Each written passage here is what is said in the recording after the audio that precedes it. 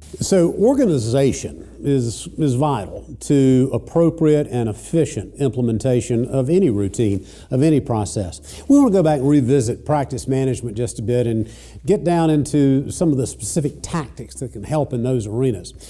David, let's start first with the retention strategy. Walk us through what's involved there. Phil, the retention strategies for our practitioners are really bottled down into three. First is delivering the client experience that's second to none, and I like to say the wow client experience, and really is comprised of two elements in the practitioner's delivery. Number one, absolutes, and number two, what we refer to as touch points. Let's go back to absolutes. Absolutes are the non-negotiables or the guaranteed deliverables. Start on time, end on time, have an agenda that's clearly communicated in advance of the client meeting. Absolutes are what I get from the advisor and their team guaranteed when I deal with them. Touch points. Touch points are whenever we touch the relationship. It could be a telephone call, it could be an investment review, it could be a client interaction that is a special event in market, a philanthropy or a charitable event. It could be a tournament, a tennis tournament or a golf tournament. Number of different things, but delivering that wow client experience and being able to tailor that client experience is the first opportunity of the three tactics. The second is delivering a communication plan. In other words, understanding in advance of the communication plan what is going to happen for the experience to be wowed in the client's eyes. So whether it's one interaction on an annual basis, whether it's 3 interactions, whether it's 12 interactions on an annual basis, the communication plan is agreed upon. And what I mean by that is the advisor and the team sits with the client and really illustrates over the next 12 to 18 months what is going to be the deliverable to the client and to their family. When the client sees it, they agree upon it, the advisor and the practitioner would go back, kind of cobble that into the practice, whether it's myself delivering as lead relationship manager or one of my team members that's on the team delivering it.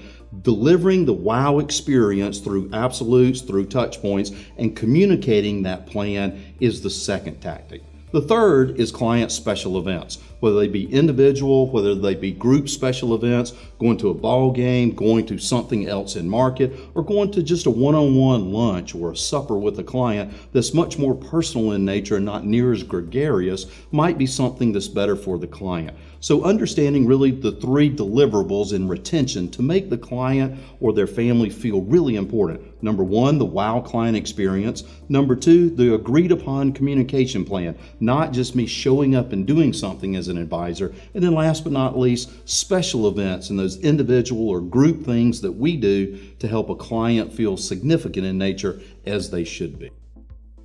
Yeah, and in the expand area, same kind of thing. We try to frame everything into three specific areas that we try to attack. So the first thing we want to do is gain additional insight. The second thing we want to do is gain additional assets. And the third thing is to create a framework around that with the 13 wealth management issues. So in gaining additional insight, we realize no matter how well we know a client, we don't know them well enough. We constantly want to be increasing our knowledge of those clients. I like to say I've known my parents all my life. But every time I'm with them, I learn something else about them. And so there's an intention that goes along with that. And we want to chart that gain in insight because it leads to additional opportunities with those clients. And it sort of takes us into step number 2, which is to gain additional assets. Sometimes I call these campaigns because you're trying to go after a specific conversation model or an opportunity that's in the market. We talk about things like our 3 greatest risk factors conversations, a way of helping people to think about consolidating assets with a single advisor. Whatever an opportunity is right now in your book and within the marketplace and the economy that's taking place at the time, you want to think about how can I gain additional assets. After all, if you're working with a client, the greatest compliment that they can give to you is either to give you additional assets or to bring to you one of their friends.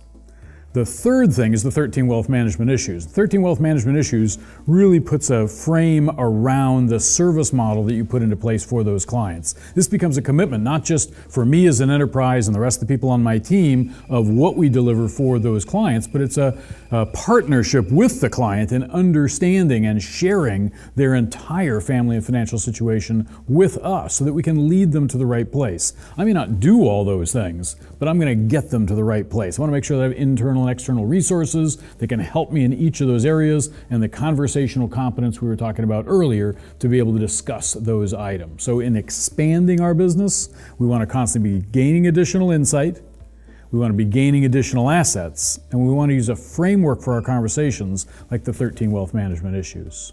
But even when we do all of those things for the clients that we currently serve, a practice that isn't growing is in peril. Let's face it, clients die, clients retire and begin to use their assets rather than accumulate. So we have to focus, and this is our third strategy, on creating opportunities to build the business. And once again, there are 3 tactics here. The first is to define the profile of the client that you serve best. The second is to be able to communicate your value to that client. And the third is to refine your prospecting plan. When we think about defining the client that you serve best, so many people in our industry are focused on sort of anybody who has a certain level of assets and can fog a mirror. One of the things that we know with absolute certainty is that the elite in our industry focus on the people who are actually most likely to do business with them.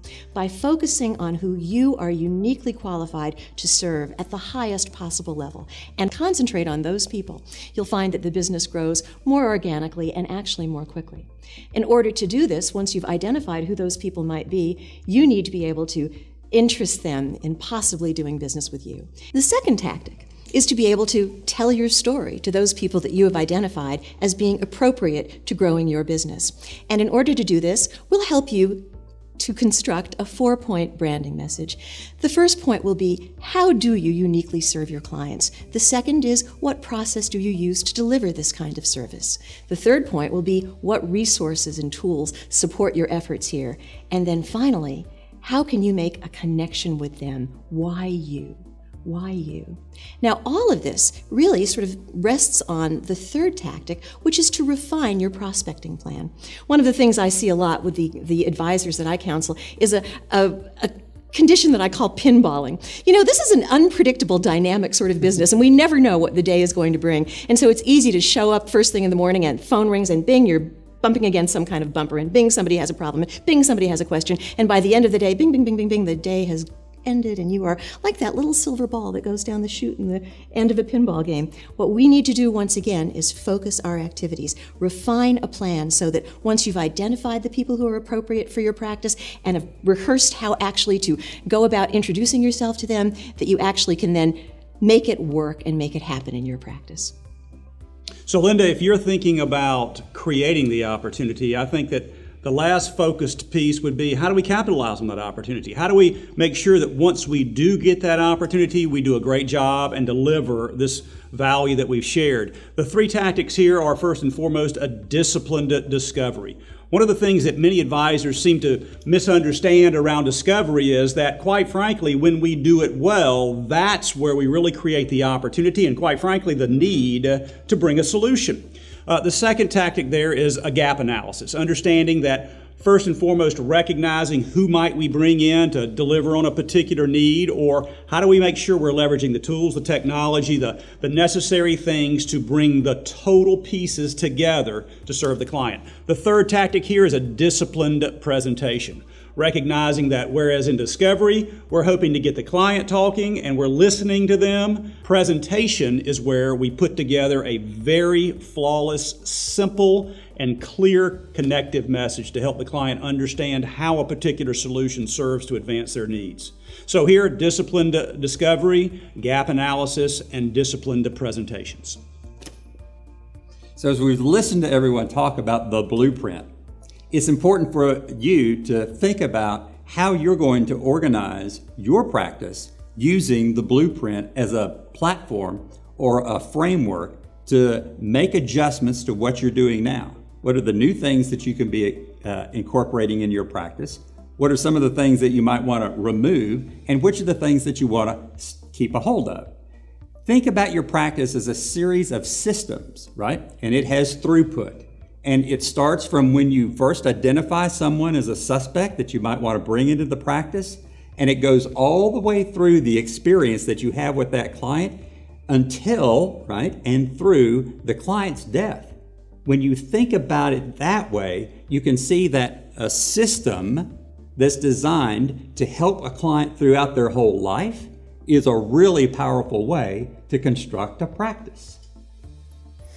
You know, what's interesting is I've listened to my colleagues, I'm reminded that a lot of this is common sense, and you may be thinking that as well. But I'm also mindful of the admonishment that common sense does not always equal common practice. And being intentional about each of these areas of your practice management blueprint is absolutely vital to your success.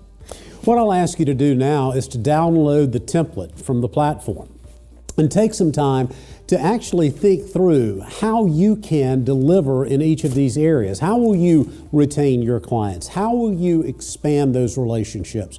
What will you be doing to create opportunities, and how will you capitalize on those opportunities? We look forward to seeing your results on the platform.